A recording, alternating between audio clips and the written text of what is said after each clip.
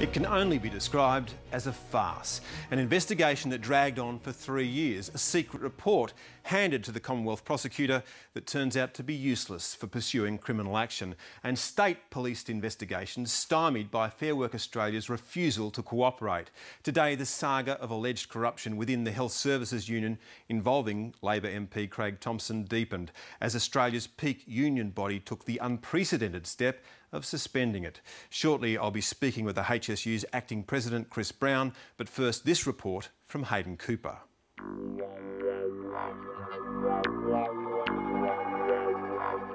In a scandal like this, it seems no one comes out looking squeaky clean. Not Craig Thomson. Okay, thanks. Thank you. Not the Health Services Union. They've tarred every official of this union with a one brush. And not Fair Work Australia. Certainly a fairly clear error has been made of not liaising closely with the DPP. After 3 years of work and 1,100 pages of reporting, Fair Work Australia's inquiry appears to have come to very little, because the investigation is not a formal brief of evidence with which the Commonwealth DPP can work. John Lloyd is a former Senior Deputy President of the Industrial Relations Commission, the body Fair Work Australia replaced. He senses a bungle by the workplace investigators. Well, the normal thing is that you liaise with the Office of the DPP, you conduct your investigation, and then you assemble a brief of evidence. The brief of evidence establishes the alleged crimes which have occurred and ensures that the evidence will stand up in court. That's then submitted to the DPP. In this case, that clearly was not done. All they did was dump a 1,100-page report on the DPP and said, over to you. Been with the HSU, So has the inquiry into Craig Thomson and his former union been pointless? The MP himself appears relieved. No, but look, we've received nothing from Fair Work Australia, but the DPP's indications yesterday were very encouraging and are very consistent with what I've said all along about being innocent in relation to this issue. So we're encouraged by that, but we really still have a lack of information generally. But it's not the end. New South Wales Police have told 7:30 they want to get their hands on the Fair Work report. Strikeforce Carnarvon continues to be an ongoing investigation. New South Wales Police will be seeking to obtain a copy of the Fair Work Australia report. Significant progress has been made since the commencement of the investigation. So should Fair Work Australia have taken that path to begin with? There is nothing in the Fair Work Registered Organisations Act that prevents the General Manager meeting with the police and disclosing information to them. Stuart Wood is a senior counsel whose advice was referred to this week in the Fair Work report. In the end, his opinion was ignored because he believes Fair Work Australia should have cooperated with police from the word go. Both the Privacy Act and the fact that the information may be confidential must give way to the public interest. The AGS's own advice says that. It says that the Privacy Act doesn't apply when information is reasonably necessary for the enforcement of the criminal law. And the AGS's own advice says that any confidentiality in the material must give way to the public interest. And the public interest in this case is overwhelming.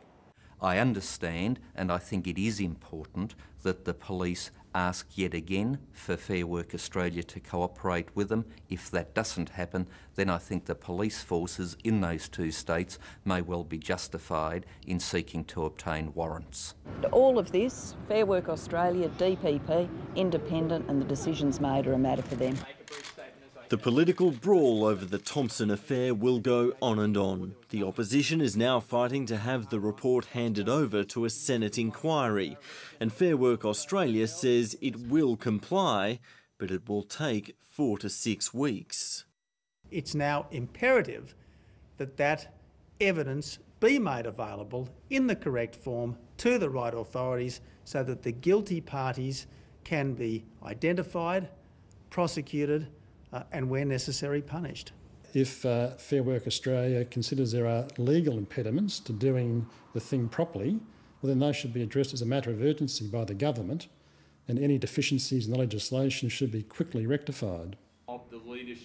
Just the whiff of scandal, it seems, is enough for some parties to act. As far as I know, this is an unprecedented step for the ACTU. It is very serious and very grave, and we do not take this decision lightly.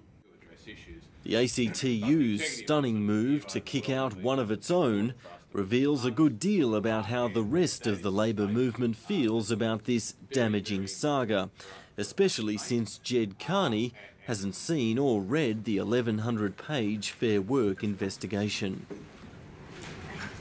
No, we haven't seen the report, but we are aware that there has been, for many years now, ongoing investigations, that this isn't the only investigation. But we didn't want to take this step until we knew that there was some firm evidence of some misdealings. And for us, the tabling of the Fair Work Australia report is clear evidence that there are grounds for us to have serious concerns about the governance issues within the HSU, within some sections of the HSU. I think it was totally ill-advised of them to go down this path. I believe that it's a bit of arse covering, for a better term, by the ACTU because they didn't act earlier. They should have acted earlier and they didn't act earlier.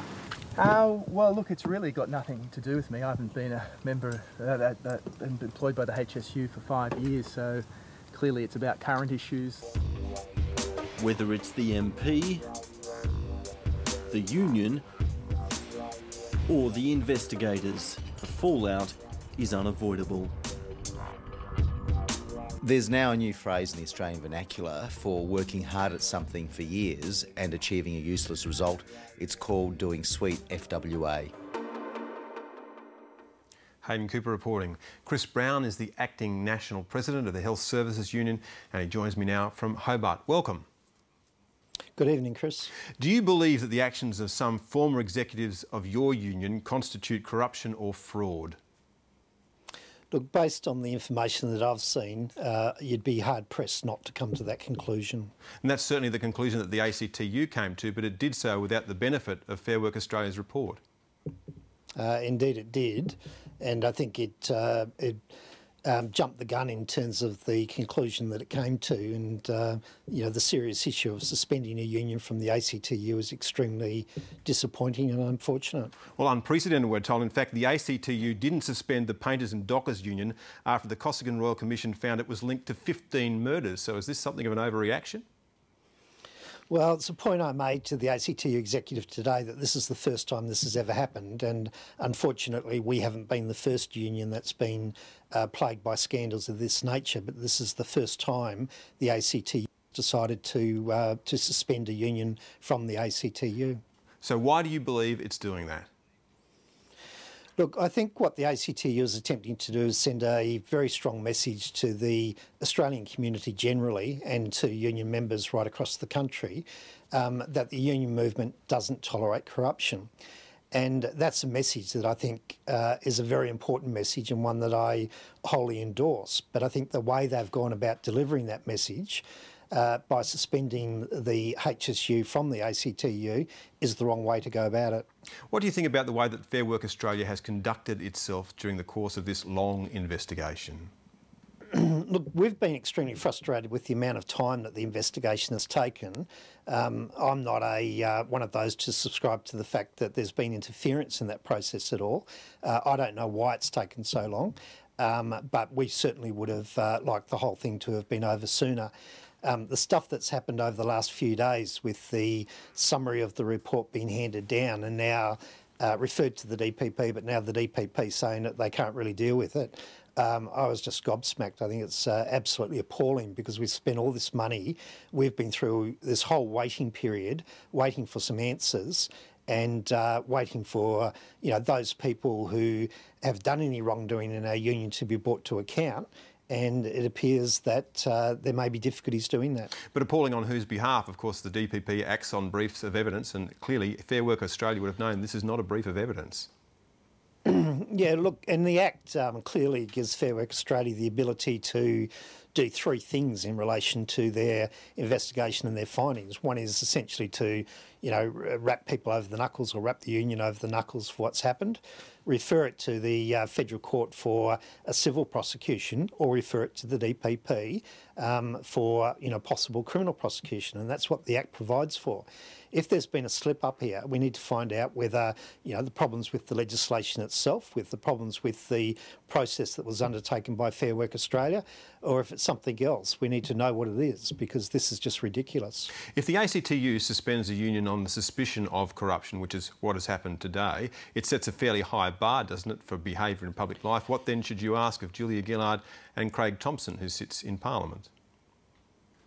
Look, I think anyone, and in particular union leaders, and particularly union leaders that are in charge of members' money, there should be an extremely high bar set for them, because they're in positions of trust, and anyone that betrays that position of trust through fraudulent or corrupt behaviour, my view is that they should be dealt with to the fullest extent by the law. Regarding Julia Gillard and Craig Thomson, I think that's a matter for Julia Gillard and Craig Thomson. Do you believe that most of the matters that Fair Work Australia was looking at revolve around Craig Thomson and his time at Fair Work Australia, time in your union? Look, no, I made the point to the executive today that there's 181 contraventions that were identified in the investigation that Fair Work announced on Tuesday. Of those 181 investigations, 15 of them relate to the union, and they're things like, on 3 occasions between 2002 and 2007, we failed to properly call a meeting in accordance with the rules. So it's those sort of things. There's no suggestion of corruption, and there's certainly no suggestion that we condone corruption. So if there's 15 contraventions against the union, then the remainder are against the 4 individuals that were cited in the media release from Fair Work Australia on Tuesday. Well, there's another report into your union that's being prepared by Intembi QC. Are we to expect that there will be more revelations of misconduct? I think there probably will be. I need to point out that the Tembi inquiry is into the East Branch of the union only.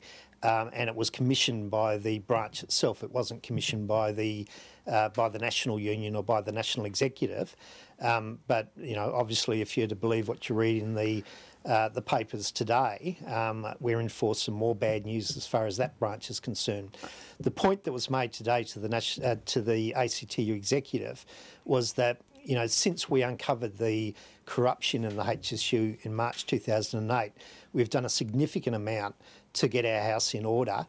We've got some of the best financial governance arrangements and policies in place. The problem is we still have one branch of the union where these accusations are ongoing, and I suspect that's a large part of why the executive today decided still to suspend us. Chris Brown, we'll have to leave it there. Thank you. Thank you.